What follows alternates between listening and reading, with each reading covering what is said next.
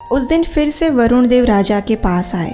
उन्होंने उनसे अपने पुत्र की मांग की, लेकिन राजा ने कोई बहाना बनाकर उन्हें वापस भेज दिया। इस प्रकार अनेक बार वरुण देव राजा के पास आते रहे और हर बार राजा उन्हें किसी न किसी बहाने से वापस भेजते रहे। जब राजा के पुत्र को इस बात का पता चला कि वरुण देव उसे ले जाने के लिए आ रहे हैं, तो वह बिना किसी को बताए अपना घर छोड़कर चला गया, कभी भी वापस न आने के लिए।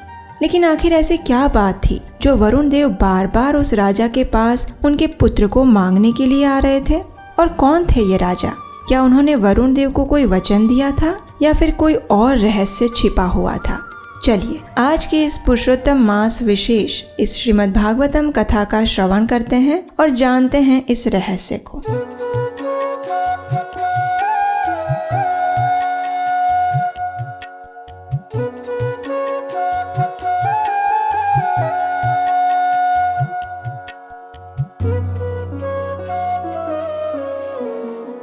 हरे कृष्णा। महाराज मानधाता के वंश में 7वीं पीढ़ी में एक और राजा हुए।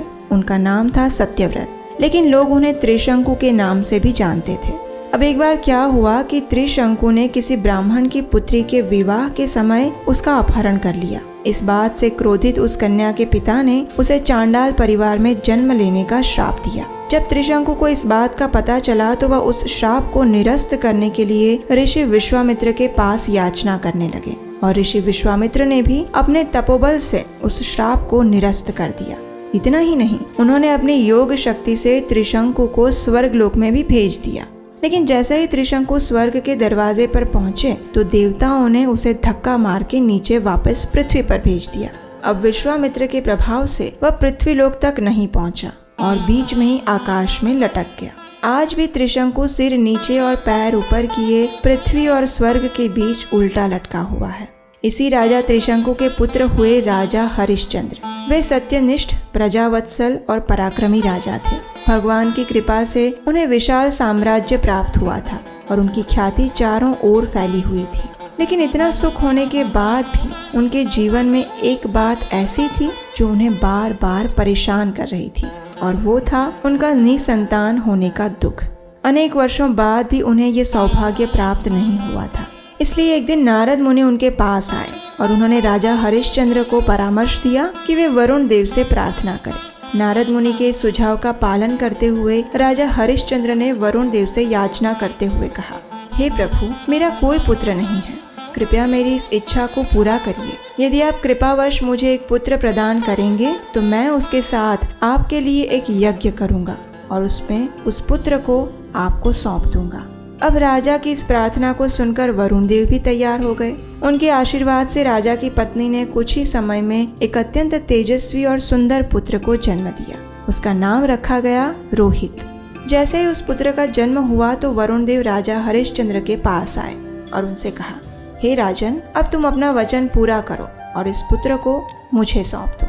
अब अभी अभी तो राजा ने अपने पुत्र का सुंदर मुख देखा था, ऐसे कैसे वे अपने पुत्र को वरुण देव को दे देते? तो उन्होंने वरुण देव से कहा, हे देव, जन्म के 10 दिन बाद ही कोई पशु बलि के लिए उपयुक्त होता है, इसलिए आप कुछ समय प्रतीक्षा करें। वरुण देव चले गए। 10 दिन बाद फिर से वे आए और राजा से उनका पुत्र रोहित मांगा। तो राजा ने कहा, जब पशु के दांत उग जाएंगे तो फिर वह बलि के लिए उपयुक्त होता है, इसलिए उसके दांत उगने तक कृपया प्रतीक्षा करें।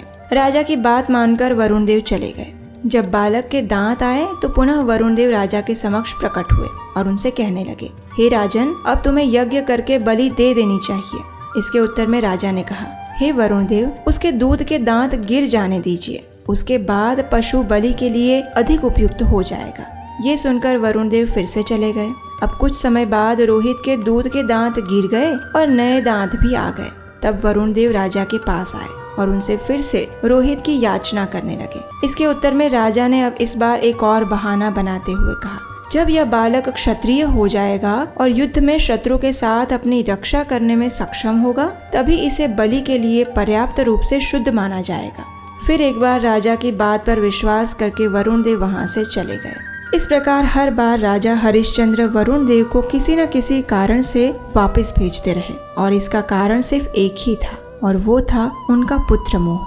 जब राजा के पुत्र रोहित को इस बात का पता चला कि वास्तव में उसका जन्म इस शर्त के साथ हुआ था कि उसे वरुण देव को यज्ञ में बलि चढ़ना होगा, तो वह बालक घबरा गया और उसी क्षण वह बिना किसी को बताए अपना राज्य छोड़कर जंगल में चला गया। जंगल में रहते हुए एक दिन उसे कहीं से पता चला कि उसके पिता को जलोदर का रोग हो गया है और उनका पेट अत्यंत फूल गया है।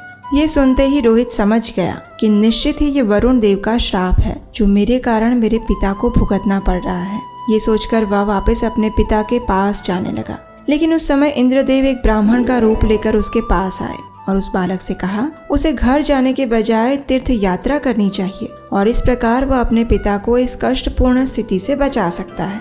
और इंद्रदेव की बात मानकर रोहित ने पूरे 1 वर्ष तक भिन्न भिन्न तीर्थों की यात्रा की और जब भी 1 वर्ष पूरा होता और वह घर जाने की तैयारी करता तो फिर से इंद्रदेव उसके पास आते और उसे फिर से तीर्थाटन पर भेज देते।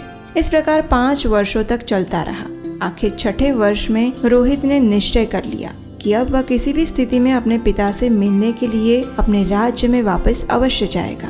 लेकिन अब देखिए, उसे ज्ञात था कि जैसे ही वह घर जाएगा वरुण देव उसकी प्रतीक्षा कर रहे होंगे बलि के लिए। इसलिए उसने क्या किया कि मार्ग में जाते वक्त अजीरगत के दूसरे पुत्र शुनशेफ को उसने यज्ञ में बलि देने के लिए खरीद लिया। घर जाकर उसने यज्ञ बलि के पशु के रूप में शुनशेफ अपने पिता को सौंप दिया।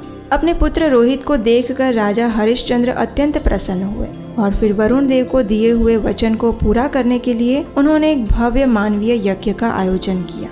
अब देखिए, जैसे ही शुनशेफ को बलि के लिए यज्ञ स्थली में लाया गया तो वह देवताओं से अपने प्राणों की याचना करने लगा और देवताओं की कृपा से उसे मुक्त कर दिया गया। इस प्रकार राजा हरिश्चंद्र ने अपना वचन पूर्ण भी किया और शुनशेफ को भी जीवन दान मिल गया। लेकिन आप जानते हैं कि शुनशेफ के ऊपर देवताओं ने ये विशेष कृपा किस लिए की?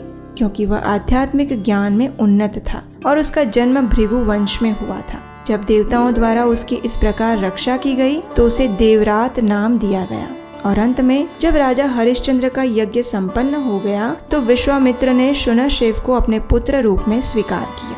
तो ये थी आज की पुरुषोत्तम मास विशेष श्रीमद् भागवतम कथा, जिसका वर्णन हमें 9वें स्कंद के 7वें अध्याय में प्राप्त होता है। तो कैसी लगी आपको ये कथा, ये हमें नीचे कमेंट करके जरूर बताइएगा। और हाँ, अगर अभी तक आपने इस चैनल को सब्सक्राइब नहीं किया है तो जल्दी से कीजिए, क्योंकि याद है ना, आपके द्वारा किया गया एक सब्सक्राइब इस वैदिक कथाओं को जन जन तक पहुँचाने में हमारी सहायता करता है। तो जल्दी से आप भी सब्सक्राइब करिए और अपने मित्रों और परिवारजनों को भी करवाइए।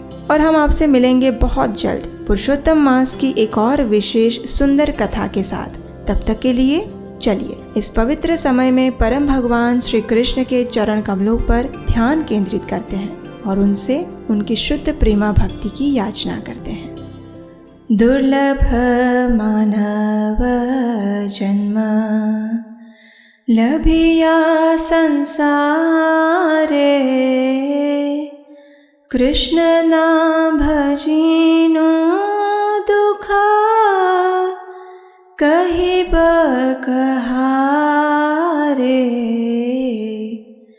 संसार संसार करे मीछे गेल काला, लाभ ना होइलो किछु घटिल जंजाल। किसेर संसार छाया बाजी पाया, इहाते ममता करे वृथा दीन जाया। ए देह पतन होले किरबे अमारा, केह सुख नहीं देवे पुत्र परिवार। दुर्लभ मानव जन्म लभिया संसारे। हरे कृष्णा।